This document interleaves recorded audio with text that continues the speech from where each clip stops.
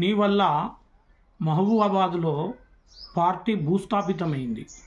ఉద్యమకారులు భూస్థాపితమైనారు. కార్యకర్తలు నష్టపోయినరు, గోసపడుతున్నారు, ఇబ్బందులు పడుతున్నారు.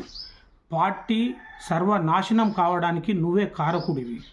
ఇవాళ వలసగా వచ్చిన మహబూబాబాద్ జిల్లాకు, మహబూబాబాద్ జిల్లా కాదు నీది, ఈ నియోజకవర్గం కాదు నీది, వరంగల్ జిల్లా పాలకుర్తి నియోజకవర్గం రాయపర్తి మండలం బాలాజీ తండా ఊకల్ గ్రామం, పాత ఊకల్ గ్రామం.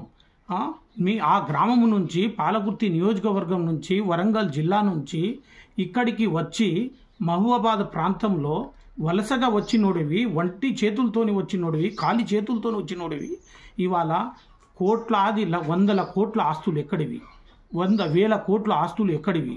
మహబూబాబాద్ ప్రాంతంలో మహబూబాబాద్ నువ్వు వచ్చి రాగానే సమైక్యవాద పార్టీలో, ప్రజారాజ్యం చిరంజీవి పార్టీలో నేను చిరంజీవిని కొట్టినప్పుడు నువ్వు చిరంజీవి పార్టీ పక్షాన ఉండి నన్ను అరెస్టు చేయాలని ధర్నాలు రాస్తారోకులు చేసినావు. నువ్వు వచ్చి రాగానే తెలంగాణ రాష్ట్రం వచ్చి రావంగానే టీఆర్ఎస్ పార్టీలో జాయిన్ అయ్యి ఎమ్మెల్యే పదవి తీసుకొని కార్యకర్తలను, ఉద్యమకారులను అణిచివేయలేదా?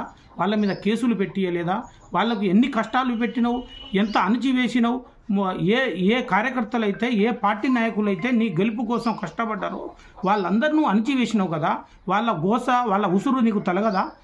అలాంటి వ్యక్తిని కేసీఆర్ గారు గుర్తించడం, వారికి టికెట్ ఇవ్వడం ఇవాళ ప్రజలందరూ ఆగ్రహానికి గురైనరు.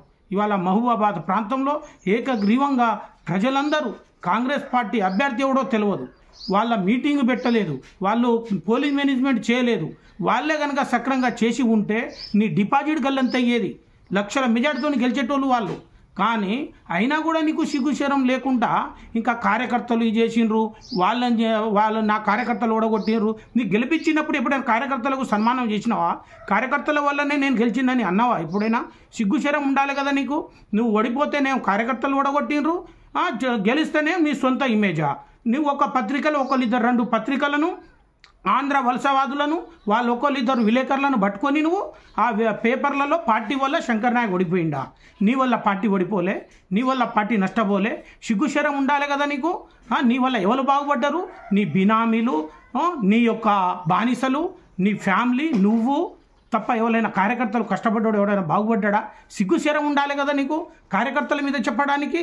ఇవాళ కేసీఆర్ ఓడిపోయే క్యాండిడేటా? వారు తెలంగాణ ప్రాంతానికి అన్ని రాష్ట్రాల లెక్క ఆయన ఏదో ఒక రాష్ట్రం ఉంటే ఆయన ముఖ్యమంత్రి అయినోడు కాదు కదా. ఆయన ఒక రాష్ట్రం కోసం పోరాడిండు, ఆ రాష్ట్రాన్ని సాధించిండు, రాష్ట్రాన్ని సాధించిన రాష్ట్రాన్ని ముఖ్యమంత్రి అయిండు.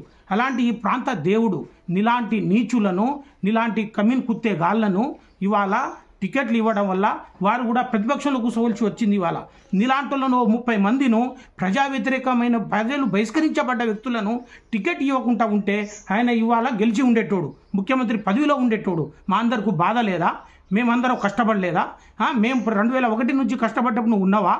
ఈ మధ్యలో వచ్చినావు కదా నువ్వు. ఇవాళ నువ్వు వలసవాదివి, వలసకు వచ్చినావు, వలసకు పోతావు. నువ్వు వ్యాపారం కోసం వచ్చినావు, పార్టీలో వ్యాపారంగా వెళ్ళిపోతావు. మొన్న నీకు టికెట్ ఇవ్వకుంటే వేరే పార్టీలో వెళ్ళిపోయేటోడివి నువ్వు. కానీ నీలాంటోళ్ళ వల్ల ఇవాళ పార్టీ నష్టపోయింది. కాబట్టి ఈ మూల్యం చెల్లించుకోక తప్పదు. ఇవాళ ప్రజలు బహిష్కరించారు నీకు. అధికారులు మరి నువ్వు ఎక్కడెక్కడ కబ్జా చేసినావో అధికారులు ఇవాళ పాలకపక్షం అన్ని బయటికి తీయాలి. వాళ్ళు తీసినా తీయకున్నా మేమైతే వదిలిపెట్టాం బిడ్డ. నిన్ను నీ వెంట పెడతాం. ఉద్యమకారులం అందరం కలిసి నిన్ను ఈ ప్రాంతం నుంచి తరుముతాం. నీ అన్నీ కూడా వెలికి తీస్తాం. వాళ్ళు తీసినా తీయకున్నా కూడా జైల్లో నీకు తప్పకుండా కోర్టులు ఉన్నాయి, న్యాయస్థానాలు ఉన్నాయి, ఇవాళ అధికారులు ఉన్నాయి. వాళ్ళందరి దృష్టికి ఉద్యమకారులం అందరం తీసుకొని పోతాం. ఏమనుకుంటున్నావు నువ్వు? ఈ ప్రాంతంలో దోసుకోవడానికి వచ్చినావు నువ్వు? నీకేం నేపథ్యం ఉంది? అప్పుడు అవినీతిలో అధికారిగా ఉన్నావు, అప్పుడు నౌకరీ పోయింది నీకు. ఏసీబీ దాడిలో నౌకరీ పోయింది. నౌకరీ పోతే ఆ ప్రజారాజ్యం పార్టీలో, సమైక్యవాద పార్టీలో, చిరంజీవి పార్టీలో పనిచేసినావు నువ్వు. ఆ పార్టీలో పని చేసుకుంటూ ఇవాళ వచ్చి తెలంగాణ రావంగానే టీఆర్ఎస్లో జాయిన్ అయ్యి నువ్వు ఇవాళ నీతులు చెప్పడానికి, మబ్బాద్ను దోసుకోవడానికి, ఉద్యమకారులను ఇబ్బంది పెట్టడానికి, పార్టీ కార్యకర్తలను ఇబ్బంది పెట్టడానికి ఏమో నకరాలు చేస్తున్నావా నువ్వు? డ్రామాలు చేస్తున్నావా? నీకు తరిమీరు ప్రజలు. సిగ్గుతో తల వంచుకో, ముక్కు నేలకు రాయి. ఈ ప్రాంతం నేను తప్పు చేసినని ఎక్కడెక్కడ కబ్జా చేసినావో అన్ని అధికారులకు మంచితనంగా ఒప్పజెప్పిపో. అయినా కూడా వాళ్ళు యంత్రాంగం స్పందించకుంటే రేపు ఉద్యమకారులే స్వచ్ఛందంగా అధికారుల దృష్టికి తీసుకెళ్తారు, న్యాయస్థానాల దృష్టికి తీసుకెళ్తారు. నిన్ను ఇక్కడ ఏ ఖాళీ చేతులతోనే వచ్చినావో ఆ ఖాళీ చేతులతోనే నీకు ఇక్కడి నుంచి పంపించకుంటే ఈ ఉద్యమకారులే కాదు, ఈ మానుకోట గడ్డే కాదు, ఈ మానుకోట ఉద్యమకారుల బిడ్డలమే కాదు మేము. కాబట్టి మంచిగా ఒళ్ళు దగ్గర పెట్టుకొని మంచితనంగా ఇక్కడ నీకు బహిష్కరించారు కాబట్టి బహిష్కరణ గురైనావు కాబట్టి ఆ విధంగానే ఉండు. ఎక్కువ తక్కువ చేస్తే ఇక్కడ నువ్వు తిరగలేవు బిడ్డ.